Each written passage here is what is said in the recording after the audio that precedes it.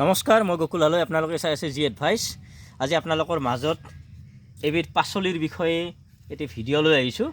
এই পাচলিবিধ আপোনালোকে ইয়াত যিখিনি ফটো দেখিছে, ইয়াত আপোনালোকে যিখিনি ইয়াত দেখিছে স্পষ্টভাৱে এই গছৰ ছবিখিনি, এইখিনি জুচিনি স্কোৱাছ বুলি কয়। এই জুচিনি যিটো স্কোৱাছ প্ৰায় ৰঙালাওৰ দৰে ইয়াৰ ফুল হয়।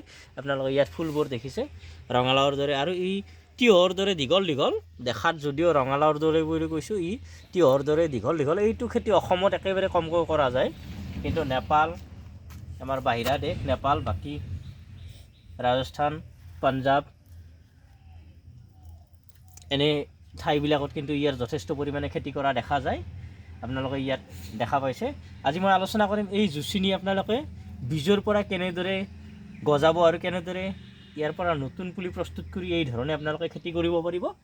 আৰু যিখিনি নেকি আমাৰ হোম গাৰ্ডেনৰ কাৰণে, আমাৰ ঘৰত যিসকলে মানে একেবাৰে ঘৰতে কৰিব বিচাৰে, কেনেধৰণে এই খেতিটো কৰিব তাৰ বিষয়ে আজি মই বিশদভাৱে আলোচনা কৰিম।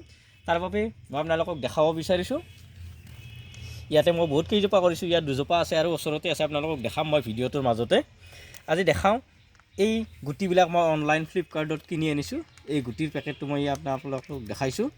ইয়াত কেইটামান আৰু গুটি আছে, মই গুটিবিলাক আপোনালোকক দেখাইছোঁ। আৰু ইয়াৰ গুটিবিলাকো প্ৰায় ৰঙালাওৰ দৰেই, একেই ৰঙালাওৰ দৰে। ইয়াত মই 4টা গুটি ইয়াত ৰাখিছোঁ।